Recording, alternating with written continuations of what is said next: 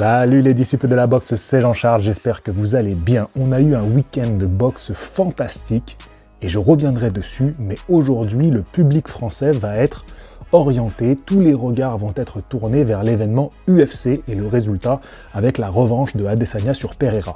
Et j'aimerais vous faire une analyse de ce chaos avec le regard de la boxe anglaise. Comment on se sort d'une situation où on est bloqué dans les cordes. En boxe anglaise, on est dos aux cordes, on est enfermé, et comment on peut s'en sortir, comment on peut s'en tirer quand on est coincé comme ça, qu'on est acculé. On va prendre l'exemple de Adesanya, c'est un combattant que j'aime bien. Alors, je m'intéresse pas trop au MMA, c'est pas trop mon domaine, donc je vais pas vous faire une analyse sur le MMA. Je vous orienterai vers la chaîne TFS, voilà une très bonne chaîne, la barbarie française vers Samir. Et d'ailleurs, c'est en écoutant sa réaction à chaud avec Kakarot que je me suis dit, pourquoi pas vous faire un petit débrief moi aussi par rapport à ce choix stratégique de contre-attaquer pour obtenir le KO.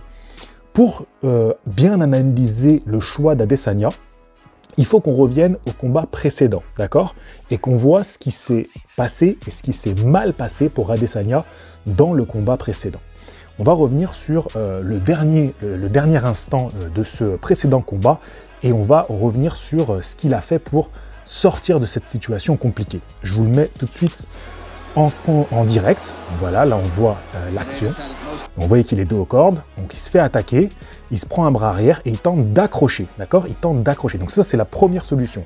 Tu vas saisir ton adversaire qui vient t'acculer dans les cordes. Vous voyez? Donc on est là, boum, et il accroche. Donc là, qu'est-ce qu'il fait Pereira? Il va chasser les bras de son adversaire. Vous voyez? Il va les saisir et il va les chasser. Et il va se remettre face à lui. Donc là, il se défend. Il tente une nouvelle fois de le saisir. Et là, Pereira va passer sous les bras au lieu d'arracher. Et donc là, deuxième solution, tu vas te tirer, te dégager, voilà, te déplacer. Mais tout de suite, il va être puni par un terrible crochet gauche. Voilà, ce crochet gauche qu'on voit là. Donc là, ce que vient de faire Pereira, ça s'appelle couper la route de ton adversaire. Voilà. En fait, tu vas cadrer ton adversaire. Quand ton adversaire va tenter de sortir, de se tirer, en fait, de se tailler, de fuir, voilà la situation, ce qui est une solution aussi. Tu vas prendre tes jambes à ton cou, sortir de là. Souvent, on entend les entraîneurs crier « Sors des cordes, tu sors de là !» L'une des solutions, c'est ça, c'est tout simplement de te dégager sur les côtés, parce que tu ne veux pas passer par-dessus ton adversaire, donc tu vas passer sur les côtés. Et ce que fait Pereira, il le fait très bien, il va lui couper la route avec le crochet du gauche, qui est très clairement son arme fatale à Pereira. Par la suite, il va être terriblement touché, Adesanya. Là, il va retenter d'accrocher, il va retenter de saisir Pereira. Pereira va se dégager et continuer de le cogner.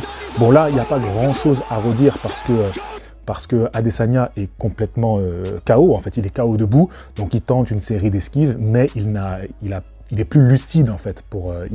C'est des réflexes de boxeur ce qu'il fait. Il est plus lucide, il est touché et il va se faire terminer par la suite.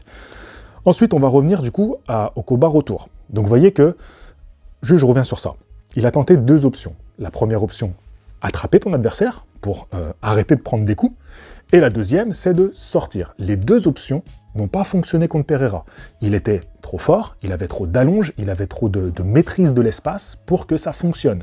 Quand il a tenté de l'accrocher, il n'avait pas l'ascendant physique sur lui pour le faire, il se faisait à chaque fois dégager, et quand il a tenté de sortir, les grands bras de Pereira lui ont coupé la route. Donc ces deux options n'ont pas fonctionné. Qu'est-ce qu'il va faire au troisième combat? Donc on est là, pareil, il est dos aux cordes, et donc il se fait acculer. Donc là, on peut voir clairement que ce qu'il est en train de faire, alors là on voit le KO tout de suite, donc vous voyez, ce qu'il fait, c'est qu'il se met en garde, il se met en boule. Alors c'est pas très esthétique, mais c'est efficace. Là, il laisse très peu d'espace pour prendre des coups. Il tente un coup de genou pour le déstabiliser, et tout de suite après le coup de genou, on peut voir qu'il va faire un pas en arrière, un pas de retrait, et il va se faire punir par le crochet du gauche. Une fois qu'il prend le crochet du gauche, donc vous voyez, il fait un tout petit pas de retrait, comme s'il voulait sortir, et immédiatement, Pereira lui envoie un crochet du gauche. Tout de suite, c'est la punition. Tu ne sortiras pas. Je t'ai mis dos au mur, tu ne bougeras plus de là. Il ne peut pas s'échapper, parce que tout de suite, tu as la sanction qui tombe avec le crochet du gauche. Et dans cet instant qui est très court, où il prend le crochet, Adesanya va armer son bras arrière. Il va envoyer le corps en arrière pour armer le bras arrière. Tout de suite. Et ça c'est beau. Hein. Là, ce qu'il fait, il fait ça en toute lucidité. Il est terriblement conscient, il est pleinement conscient de ce qu'il fait. Parce que de toute façon, il est acculé, il n'a pas 150 000 solutions. Et il envoie ce crochet qui va assommer Pereira. Voilà, c'est le premier coup qui va rentrer. Aussi parce que Pereira était en pleine confiance à ce moment-là. Parce que Pereira, il sait qu'à chaque fois qu'il l'a mis dos au mur, il sait très bien qu'il avait l'ascendant. Voilà, il avait l'ascendant sur lui. Et cette fois-ci, il a pu profiter de cet ascendant psychologique que Pereira avait sur lui pour contre-attaquer. Il est KO debout, même s'il semble encore lucide, les jambes ont tenu, mais en réalité, il est assommé. Et le deuxième coup va lui faire lâcher les jambes. C'est le deuxième crochet, cross du bras arrière à la tempe qui va faire céder les jambes. Et à ce moment-là, il est complètement KO. Donc, vous pouvez on voit ici que les différentes options qu'avait Adesanya et qu'il a choisi d'employer, les 3 options, et bien finalement, c'est la dernière qui a fonctionné. Donc je pense, oui, que c'était vraiment un choix stratégique de sa part. D'ailleurs, il s'est comporté comme tel pendant ce combat-là. Il était sûr de sa force.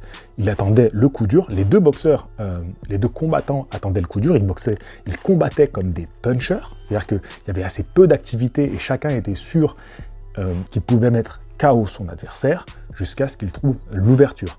Pereira a utilisé la même stratégie qu'il avait mis en place au précédent affrontement, alors qu'Adesanya s'était adapté de ce qu'on a vu dans ces séquences-là.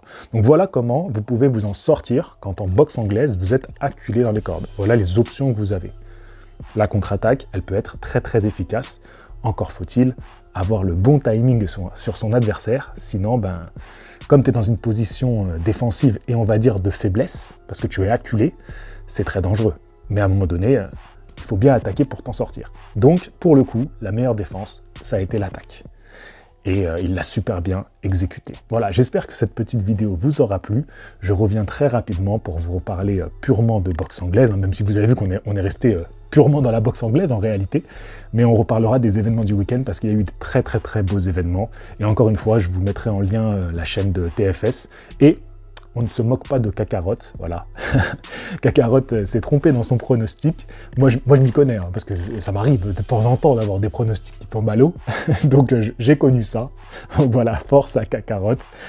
Force à Samir aussi. C'est une super chaîne YouTube que je vous recommande vivement et chaleureusement. Je vous dis à la prochaine. Fighting!